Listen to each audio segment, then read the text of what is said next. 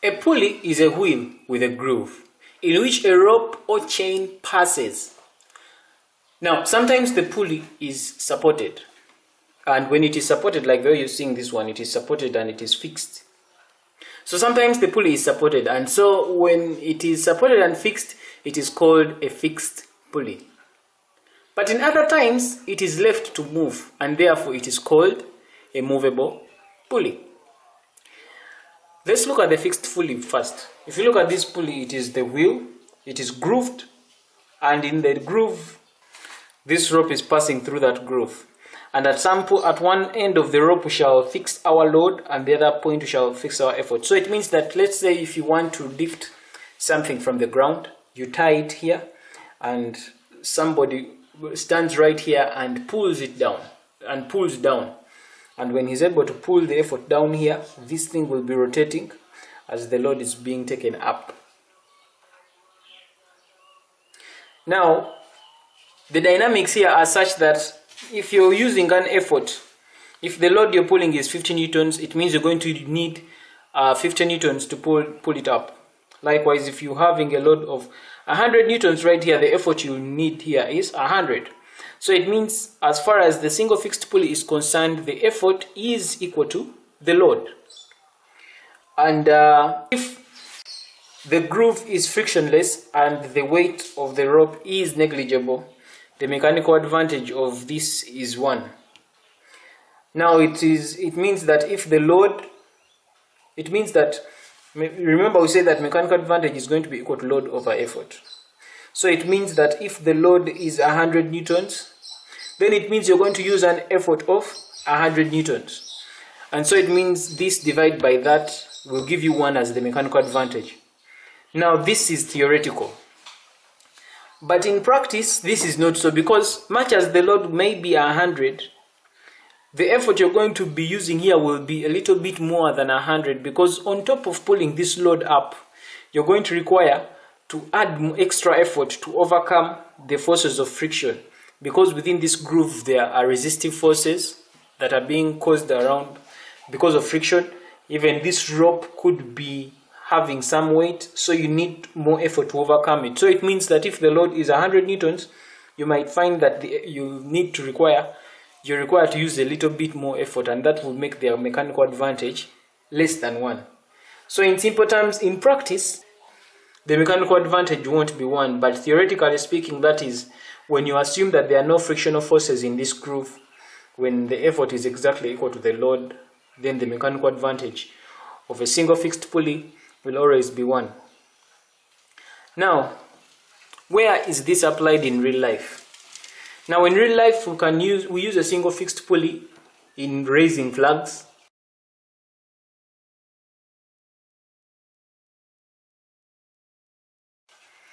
even during building construction to raise certain materials on a construction site. Sometimes they use a single fixed pulley. Then also raising soil from a pit. So let's go on and look at the single movable pulley. In the single fixed pulley, the pulley was fixed, but with movable, this pulley, it is not fixed anywhere. It is movable. It means that the rope that is passing by it, this is the rope that is fixed, but this pulley is movable. It means that this effort, it can be, when you pull it up, then this pulley comes up. Now this pulley has got the load on it, so as you pull up, the load keeps coming also. Now if you look at this closely, you'll realize that this load, as it is acting downwards, these two ropes are supporting this pulley, and so they are experiencing tension moving up. The load is being supported by these two ropes, and the tension in each rope is equal to the effort being applied. That is why we are saying that this load is going to be equal to this is load moving in that direction, which is L, is going to be equal to twice effort, because there are two ropes supporting this going upwards. So load is equal to 2E. So it follows therefore that the mechanical advantage is going to be equal to load over effort, and the load is 2E. Divide that by the effort E, and you find that the mechanical advantage is 2. Now, so the mechanical advantage of a single movable pulley is 2, and the velocity ratio of a single movable pulley is 2. And why is that so? Because the effort moves twice the distance moved by the load. That's why the velocity ratio of a single movable pulley is 2. A single movable pulley has an efficiency of 85%. So the efficiency is 85%. What load can it raise? So we are looking for the load. What load can it raise? Can be raised by an effort of 40 newtons. The effort is 40 newtons. We know that the efficiency is equal to mechanical advantage over velocity ratio times 100%. Now what is mechanical advantage? We know that mechanical advantage is load over effort. Now load, we do not have the load, so it's going to be L over the effort, which is 40. So mechanical advantage here is going to be load, which we shall remain as L because it's what we are looking for. Divide that by effort, which is 40. So L over 40. Then divide that by velocity ratio. Now we know that the velocity ratio of a single movable pulley is 2 by default, because the effort moves twice the distance moved by the load for a single movable pulley. So it's going to be divide that by velocity ratio, which is 2, multiply that by 100%, is going to be equal to 85. So in this we make L the subject of the formula, and we're able to get the load they're talking about here. So this simply means that our value of L is going to be, in our previous video we looked at what we call the pulley system. We explored the single pulley, single fixed pulley, and the single movable pulley. Today we get to look at the block and tackle pulley system. Now the block and tackle pulley system is just a system of pulleys, or it consists of a system of pulleys with 2 blocks. Now each of these blocks has either 1 or more pulleys. And what connects these 2 blocks of pulleys? It is a single rope, and this single rope passes around each and every pulley in turn. Right before our screen we get to look at a block and tackle pulley system with 2 pulleys. Now when I'm talking about the block, I'm talking about the upper fixed block. Like you see right here, this block here is up and it is fixed at this point. This means that it has been fixed, and it is hinged here, and this is where it's rotating. Now this one down is on its own, and it is being supported by these ropes, and it is moving. So this is the upper block that is fixed, this is the lower block that is movable, and the movable block is where we put the load. Let's look at some other types of pulleys. This is a two pulley systems. Then we have those that are 3, 1, 2, 3 pulleys. The upper block has 2 pulleys and it is all fixed.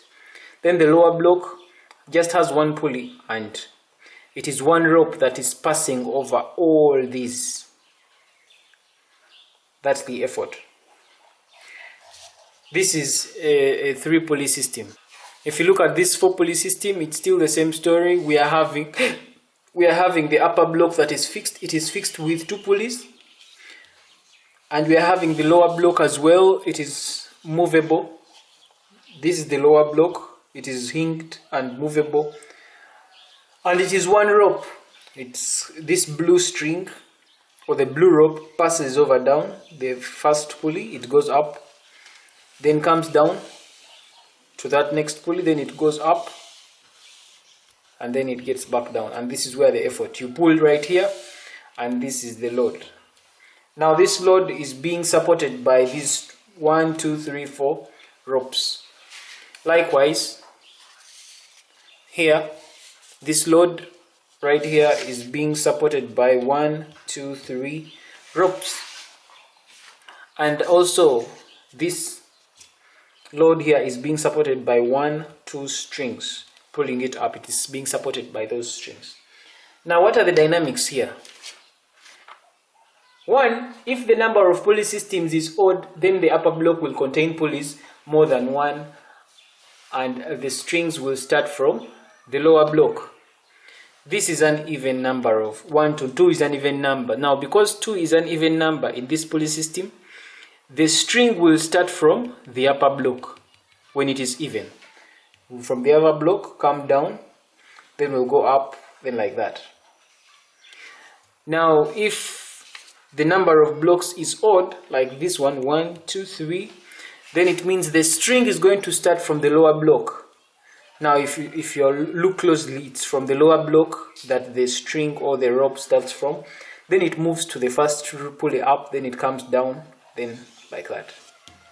Then also, this is in a 3-pulley system, and because it is odd, it starts from the lower block. But we said if the number of pulleys are even, that is 4, 2, 3, 6, 8, then the string will start from the upper block. Just like we are seeing in this is a 4-pulley system, 1, 2, 3, 4, and you realize that the string is starting from the upper block. It starts from the upper block because it is even number of pulleys. From that you realize, we come to that conclusion, that if the number of pulleys is even, the string will start from the upper block, like here. If the number of pulleys is odd, then the string will begin from the lower block, like here. So it means that here, if we were to draw a pulley system of 5 pulleys, then it is going to have to start from the lower block. Now, the other thing is that if the number of pulley systems is odd, then the upper block will contain a number of pulleys that are more than the lower block by 1. If you look at this pulley system, it is having 1, 2, 3, 4 pulleys.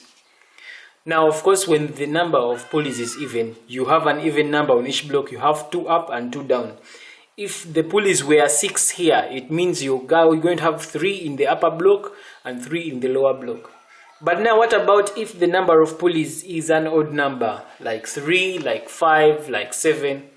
It means that you won't have the same number of pulleys on either block. So now here the principle we follow is that the upper block must have 1 pulley more. So it means that if you are dealing with 3 pulley systems like here, it means that the upper block will have 2, the lower block will have 1. So in essence, the upper block has 1 pulley more than the lower block. If there are 5 pulley system, there are 5, it would mean that the upper block will have 3 and the lower block will only have 2. If there were 7, the upper block will have 4 and the lower block will have 3. Now, this block and tackle pulley system is used mostly in elevators.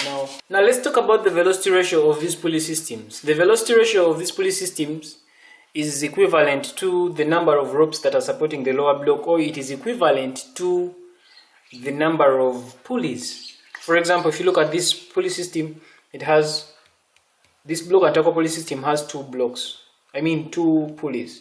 So it means its velocity ratio is 2.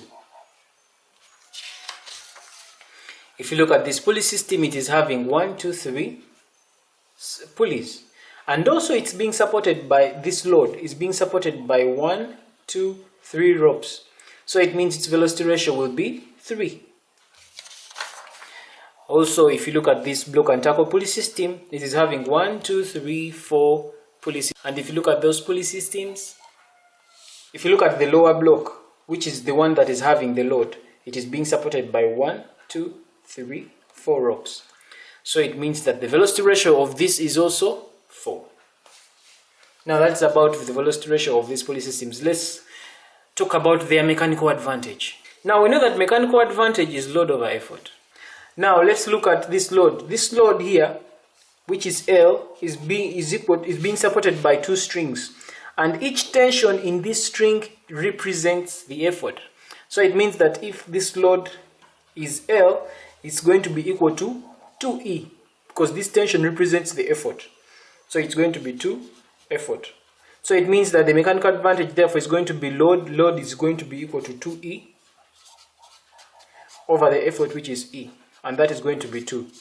So mechanical advantage of a 2-pulley system is 2. Let's go on to the 3. Again, the mechanical advantage of this pulley system here, we have mechanical advantage giving us load over effort. Now this lower block which is carrying the load is being supported by 1, 2, 3 strings, and each of these is ropes or strings is experiencing a tension, and each of these tension is equivalent to the effort. So it means that the load here is going to be equal to 1, 2, 3 effort, 3E. So mechanical advantage here therefore is going to be equal to the load, which is 3E, over the effort. And the mechanical advantage of a 3-pulley system also is 3. We are going to use the same story. If you look at this lower block, it is supported by 1, 2, 3, 4 strings, and each of these strings experiences a tension, and this tension is equivalent to the effort, the efforts being used here. So it means that this load L is going to be equal to 1, 2, 3, 4 effort. Therefore, mechanical advantage is going to be equal to load over effort, which is going to be 4E over E, effort, which is going to be 4. So the mechanical advantage of the 4-pulley system is also that. So that's how we keep on finding it, on and on and on. Our block and tackle system has 2 pulleys in the upper fixed block and 2 pulleys in the lower movable block. They are referring to this kind of pulley system. 2 pulleys in the upper fixed block and 2 pulleys in the lower movable block. Now, what load can be lifted by an effort of 20 newtons if the efficiency is 60%? Okay, now the efficiency, so we know that efficiency is going to be equal to mechanical advantage over velocity ratio times 100%. Now, we are looking for the load. What load can be lifted by an effort of 20 newtons? So we know that mechanical advantage is load over effort. So it is going to be equal to load, which we are looking for, divide that by the effort, which is 20 newtons, by an effort of 20 newtons. So load over 20 newtons, divide that by the velocity ratio of the 4-pulley system. Now, a block and tackle pulley system that has got 2 pulleys in the upper block and 2 in the lower block has a velocity ratio of 4. So it's going to be divide that by 4, multiply that by 100%. This is going to be equal to 60%. So we make L the subject of the formula in this expression, and we get the load. And then, of course, the answer is supposed to be newtons. So this will be equal to